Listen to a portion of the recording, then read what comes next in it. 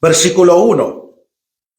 Y es el tema número 15 y estamos hablando o estamos estudiando el libro de los Hebreos.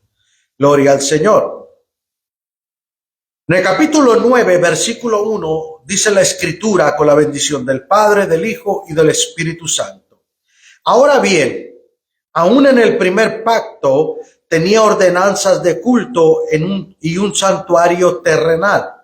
Ahora, estamos hablando, el escritor puede tomar asiento, a los hebreos, que en el primer pacto, en el Antiguo Testamento, había ordenanzas de un culto, de un servicio, y un santuario terrenal, un santuario en el cual se iban a adorar al Señor, a sacrificar al Señor. Versículo 2, porque el tabernáculo estaba dispuesto así, o sea, Dios había diseñado un lugar de adoración. ¿Y qué diseñó el Señor? El tabernáculo. Cuando el Señor saca al pueblo de Israel de Egipto, le dice a Moisés, le da al Señor las medidas, el diseño, los colores, todo lo como debería de ser el tabernáculo. Versículo 2 dice, porque el tabernáculo estaba dispuesto así. En la primera parte, llamada el lugar santo, estaba el candelabro, la mesa y los panes de la proposición. Ahora, el tabernáculo, hermano, era una carpa en medio, podría decirse, de un cuadro, ¿verdad? Era un cuadro donde estaba un cerco y había una entrada nomás para entrar ahí. Y había una carpa donde estaban, pero en el lugar del tabernáculo estaban el lugar del lavatorio donde se tenían que lavar las manos, purificarse, y luego el lugar de los sacrificios, ¿verdad? Donde se mataba el animal, y luego donde se quemaba el animal, se ofrecía en holocausto al Señor. Pero en la carpa, ¿verdad? En la casa estaba el lugar santo y luego el lugar santísimo, que estaba dividido por una cortina. Y en el lugar santo, que era la primera parte, dice, llamado lugar santo, estaba ¿qué? El candelabro. El candelabro tenía 7 brazos, ¿verdad? 3 y 3 y uno en medio, que eran 7 brazos. Y era de una sola pieza. La mesa y los panes de la proposición. Había una mesa donde se ponían pan fresco todos los días, ¿verdad? Versículo 3. Tras el segundo velo estaba la parte del tabernáculo llamado el lugar santísimo, el cual tenía un incensario de oro y el arca del pacto cubierta de oro por todas partes. Dios le revela a Moisés que el arca del pacto tenía que ser totalmente de oro, cubierta de oro, ¿verdad? En la que estaba una urna de oro que contenía el maná. O sea, ese mismo maná, desde la última vez que cayó maná en el desierto, juntaron y se pusieron en ese lugar. Acuérdense que el maná era un alimento que el Señor les daba todos los días, y los que querían guardar se engusanaban. Entonces, ¿cómo estaba el maná ahí y no se engusanaba? Porque era parte del testimonio que recordara al pueblo que Dios lo sustentó durante 40 años en el desierto. La vara de Aarón que reverdeció. Ahora, esa vara, que era el bastón que usaba Aarón, no, una vara, usted sabe que una vara cuando usted la corta se seca, pero esa vara reverdeció, que nos da a entender que el Señor está siempre vivo en nosotros, ¿verdad? Sus ordenanzas son vivas, gloria al Señor, y que el Señor está siempre presto para nosotros. Y las tablas del pacto, las que el Señor escribió en el monte, Moisés las quebró enojado, ¿verdad? Cuando vio el becerro se las aventó molesto y les costó otros 40 días en el monte ayunando, llorando al Señor. Ahora las tuvo que hacer él. Primero las hizo el Señor, ahora tú las tenías que hacer, ¿verdad? Gloria a Dios.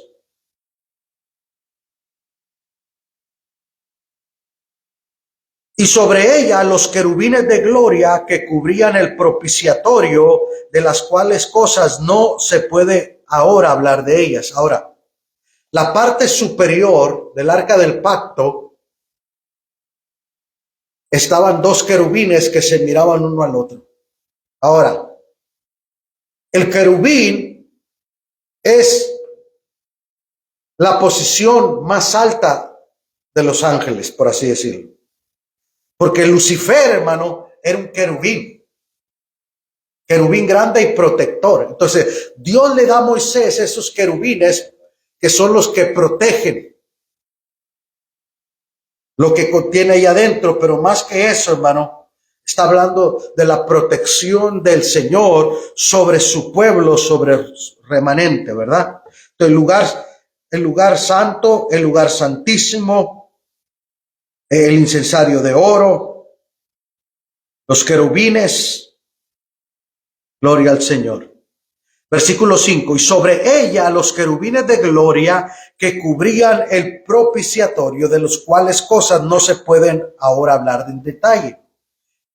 No entra en detalle sobre este tema el escritor, pero en el verso 6 dice, y así dispuestas estas cosas, en la primera parte del tabernáculo entran los sacerdotes continuamente para cumplir los oficios del culto. Entonces, la primera parte donde entraba el sacerdote o los sacerdotes era para hacer los sacrificios de expiación por el pueblo. Entonces entraban continuamente. Acuérdense que los sacerdotes se turnaban porque era mucho el pueblo y no podían dar abasto uno para todos, sino que era la tribu de Leví, los sacerdotes estaban encargados de hacer los sacrificios continuamente, que era parte. Versículo 7. Pero en la segunda parte, solo el sumo sacerdote. Ahora, para hacer los sacrificios continuamente, los sacerdotes hacían, pero solamente el sumo sacerdote podía entrar al lugar santísimo. O sea, no cualquiera podía entrar a ese lugar. Era un lugar muy delicado y muy especial, muy santo, mejor dicho, ¿verdad? Gloria al Señor. Versículo 7. Pero en la segunda parte, solo el sumo sacerdote, una vez al año, no sin sangre, la cual ofrece por sí mismo y por los pecados de ignorancia del pueblo. O sea que el sumo sacerdote tenía que purificarse, tenía que vivir una vida separada y hacer un sacrificio, derramamiento de sangre por él mismo y por la ignorancia del pueblo. Porque ya hemos dicho atrás, ¿verdad? Que se le amarraba una cuerda, se usaba campanitas, y si dejaban de oírse las campanitas, que decían, ya se murió. ¿Se acuerda que el papá de Juan, el Bautista, ¿verdad? Entró y cuando salió no podía hablar porque tuvo una revelación. Le dijo, vas a tener un hijo varón y se va a llamar Juan. Y él se quedó mudo. Hasta que nació y lo iban a circuncidar y preguntaron, ¿cómo se va a llamar? Y él escribió Juan. Pero nadie en su familia se llama. Entonces, el lugar santísimo era un lugar solamente para el sumo sacerdote. Versículo 8. Dando el Espíritu Santo a entender con esto que aún no se había manifestado el camino al lugar santísimo, entre tanto que la primera parte del tabernáculo estuviese en pie. Entonces, mientras el tabernáculo estaba en pie, tenían que seguirse estos rituales. Después de que dejó de existir el tabernáculo, vino el templo. Y después de que el templo, aleluya, después de que Jesús, aleluya, ahora el sacrificio fue hecho una vez y para siempre. Pero vamos a seguir adelante, no me quiero adelantar ahí. Versículo 9, por lo cual es símbolo para el tiempo presente, según el cual se presentan ofrendas y sacrificios que no pueden hacer perfecto en cuanto a la conciencia al que practica este culto. O sea que los sacrificios ya ahora no tienen validez. Ya los sacrificios de ahora no pueden hacer nada por ti y por mí. Por eso, hermano, vemos que las religiones, a veces la gente hace sacrificios, se van de rodillas, se ponen a penca, hacen votos, ¿verdad? Y sacrificios como la cuaresma, voy a dejar de comer carne. ¿Me entiende? Pero no dejas de comer. O sea, ¿cuál sacrificio es? ¿Verdad? O sea, sustituyes una cosa por la otra.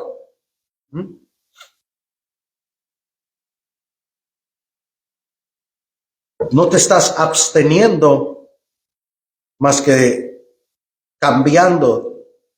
Entonces, vemos aquí lo cual es símbolo para el tiempo presente, para el tiempo de hoy, según el cual se presentan ofrendas y sacrificios que no pueden hacer perfecto en cuanto a la conciencia al que practica este culto. O sea, de nada sirve un sacrificio. Versículo 10. Ya que consiste solo en comidas y bebidas de diversas abluciones y ordenancias acerca de la carne, impuestas hasta el tiempo de reformar las cosas. Todo esto simplemente era un proceso o una parte que era un simbolismo de que por ahorita viene esto, pero por delante va a haber un sacrificio que ya va a ser suficiente. Ya no se necesita hacer más sacrificios, ya no se necesita hacer más derramamiento de sangres. Versículo 11. Pero estando, mire lo que dice el versículo 11, pero estando ya presente Cristo, sumo sacerdote de los bienes venideros, por el más amplio y más perfecto tabernáculo, no hecho de manos, es decir, no de esta creación. Entonces, ya estando presente, desde el momento que Cristo apareció en la escena, ahora, en los bienes venideros, esto corresponde a la eterna redención. Los bienes venideros es una frase que conecta con salvar a los que esperan. Bienes que han venido. ¿Me entiende? Entonces, verso 12. Y no por sangre de machos cabríos ni de becerros, sino que por su propia sangre entró una vez para siempre en el lugar santísimo, habiendo obtenido eterna redención. Entonces, todo esto era una sombra. Todo esto era un principio, una muestra de lo que iba a pasar más adelante. Porque Jesús ya iba a entrar al lugar santísimo, iba a ofrecer su propia sangre. Por eso, aleluya, el apóstol Pedro dice, fuimos comprados no con oro, ni plata, ni cosas corruptibles que heredamos de vuestros padres, ni perlas preciosas, sino con la preciosa sangre de nuestro Señor Jesucristo. Entonces Jesús derramó su sangre en la cruz del Calvario. ¿Por qué? Porque Juan dijo, he aquí el Cordero de Dios. Entonces Jesús, cuando es sacrificado, derrama su sangre en la cruz del Calvario.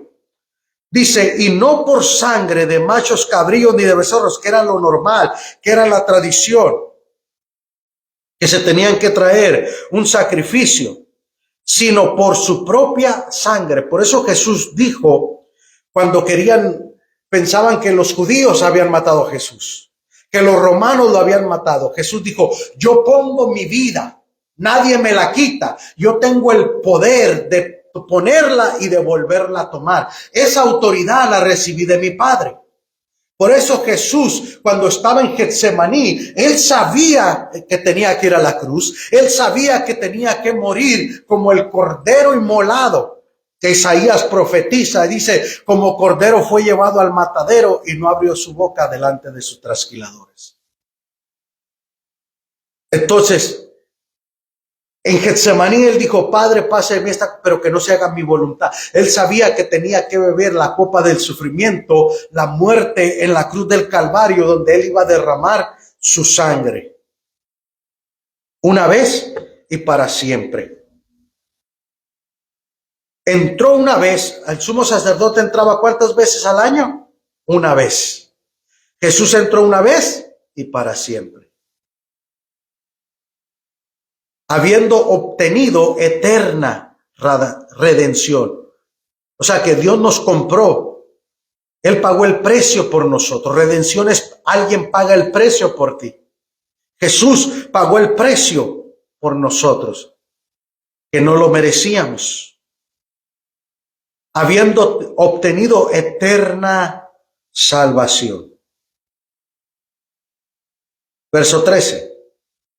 Porque si la sangre de los toros y de los machos cabríos y las cenizas de la becerra rociadas de inmundos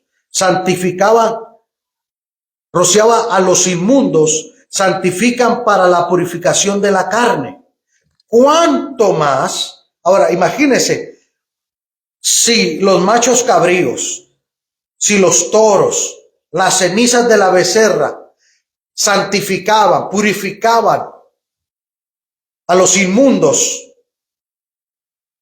¿cuánto más? Enfatiza. Verso 14, ¿cuánto más la sangre de Cristo, el cual mediante el Espíritu eterno se ofreció a sí mismo sin mancha a Dios? Ahora, fíjese bien, ¿se ofreció qué? A sí mismo. Nadie lo mató, él dio su vida voluntariamente. Nadie lo forzó, él decidió ir a la cruz por sí mismo. Él tomó la decisión, ¿sabe para qué? Para redimirnos a nosotros, para perdonarnos a nosotros. Por eso, hermano, nosotros tenemos que entender que Jesús voluntariamente tomó la decisión de dar su vida por nosotros. Que Él tomó la decisión de ir a esa cruz. Verso 14, una vez más. ¿Cuánto más la sangre de Cristo, el cual mediante el Espíritu eterno se ofreció a sí mismo sin mancha a Dios? Ahora, la diferencia de nosotros y Jesús es que Jesús fue perfecto, que Jesús fue el Cordero sin mancha y sin arruga, sin defecto alguno. Era el sacrificio perfecto. Él obedeció, Él cumplió la ley, Él guardó todo. Nosotros somos pecadores por naturaleza, sin embargo, la sangre de Cristo nos limpia. Y luego dice, limpiará vuestras conciencias de obras muertas para que sirváis al Dios vivo. Entonces, como es obvio, los animales que eran sacrificados en el sistema levítico no acudían por voluntad propia ni entendían el propósito de su muerte. Cristo vino de manera voluntaria y con una comprensión plena de la necesidad y las consecuencias de su sacrificio. Él no solo sacrificó su sangre, sino toda su naturaleza humana, sin mancha.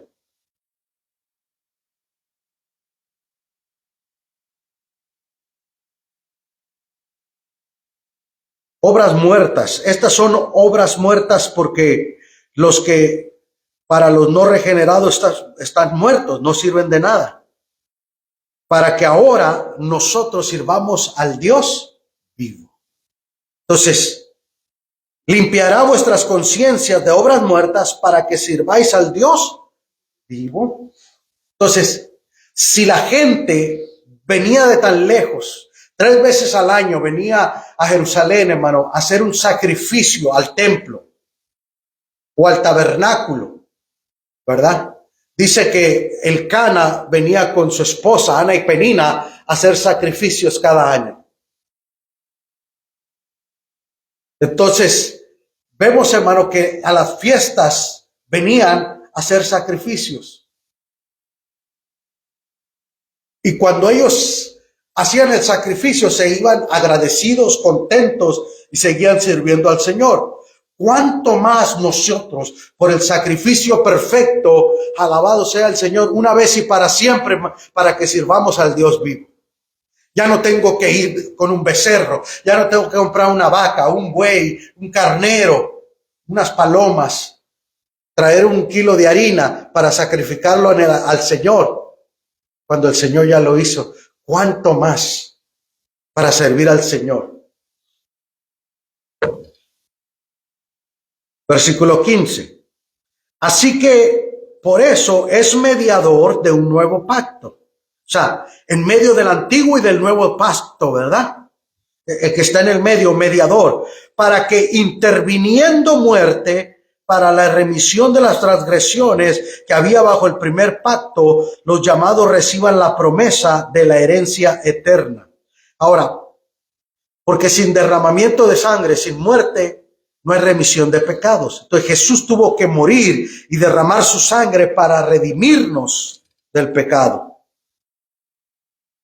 Verso 16, porque donde hay testamento, es necesario que intervenga muerte del testador, ¿verdad? Cuando usted hace un testamento, ¿me entiende? Yo, fulano de tal, en mis plenas facultades, dejo el rancho, la casa, el carro, la vaca, el perro, el caballo, a fulano de tal, la bicicleta, ¿verdad? A mi hijo fulano, a mi hija fulano, a mi esposo, a mi esposa, como sea el testamento está hecho, ¿verdad? Y a mi hijo, al que menos quiero, el patín del diablo, ¿verdad? Lo menos, no se crea, es nomás un decir, ¿verdad? Entonces usted hace el testamento, pero para que ese testamento pueda tener validez, ¿qué debe de pasar? Que el testamentario muera, que la persona que hizo el testamento, la que dejó el testamento, ya no exista. Entonces, ¿para qué? Para que se haga válido ese testamento.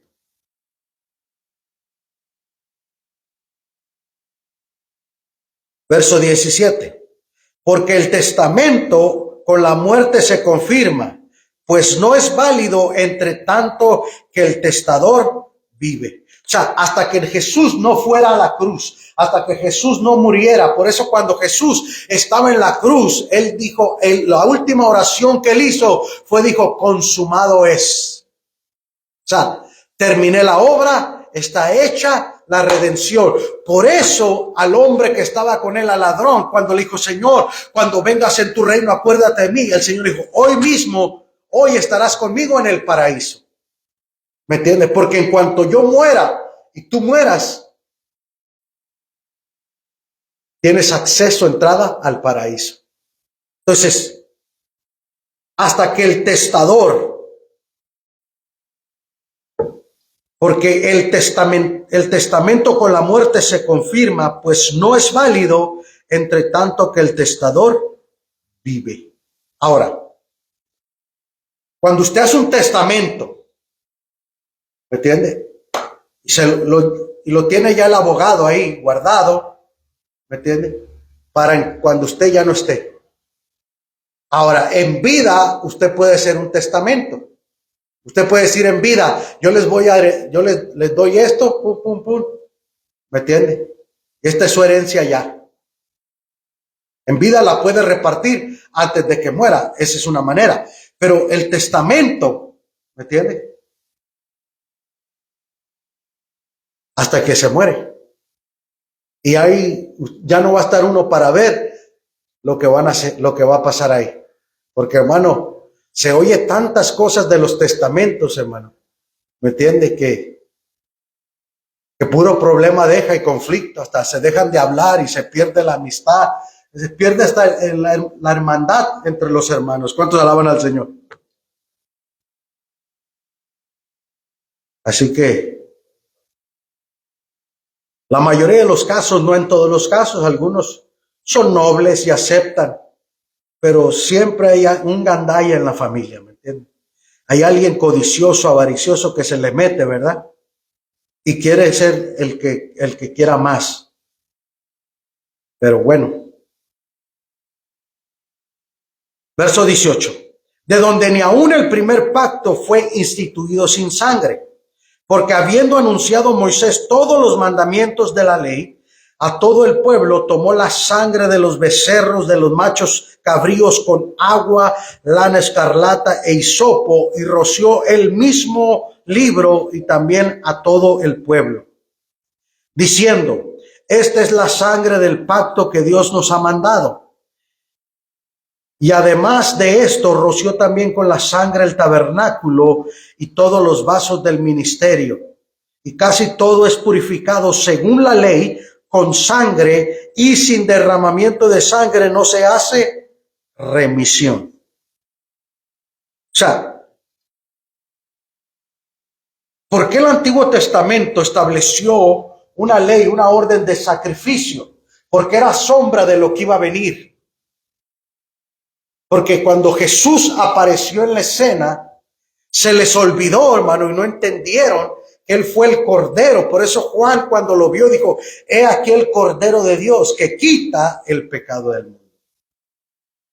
Los corderos, hermano, cubrían el pecado, pero Jesús vino a quitarlo. ¿Me entiende? Vino a borrón y cuenta nueva. Vino a perdonarnos, vino a darnos una oportunidad. Por eso la Biblia dice en Juan: a los suyos vino y los suyos no le recibieron. Porque ellos no entendieron, hermano, este proceso. Y por eso el escritor de los Hebreos les está diciendo que vinieron a los pies de Jesucristo, que quieren seguir en sacrificio y holocausto. Dice: hey, ya no necesitamos hacer eso. Ya ahora somos cristianos. ¿Me entiende?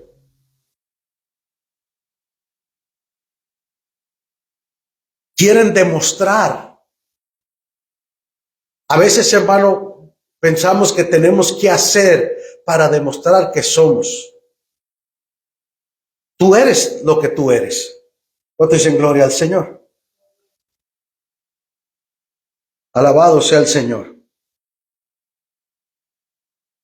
Entonces, en el verso 22, y casi todo es purificado según la ley, con sangre, y sin derramamiento de sangre no se hace remisión. La misma sangre hará expiación de la persona. En Levítico nos enseña. La frase evoca las propias palabras de Cristo. Derramamiento de sangre se refiere a su muerte. Remisión significa perdón y es la última palabra enfática en esta sección. El del original griego, y funciona como transición a la siguiente sección. Entonces, vemos, hermano, que sin derramamiento de sangre no hay ¿qué? Remisión de pecado. En otras palabras, si no fuera por la sangre de Cristo, no hubiera perdón de pecados. Por eso, ¿quién puede perdonar pecados? Solamente Jesús, porque Él fue el único que derramó su sangre. Un hombre no puede decir: yo soy el que perdona pecados. Tú moriste en la cruz, tú derramaste tu sangre. Por eso ni Pablo, ni Pedro, ni María, ninguno de los apóstoles, hermano, puede perdonar pecados. El único se llama Jesús. ¿Me entiende? Porque Él fue el Cordero. Y Juan lo vio y tuvo esa revelación de parte del Padre. Padre, te damos gracias por esta enseñanza.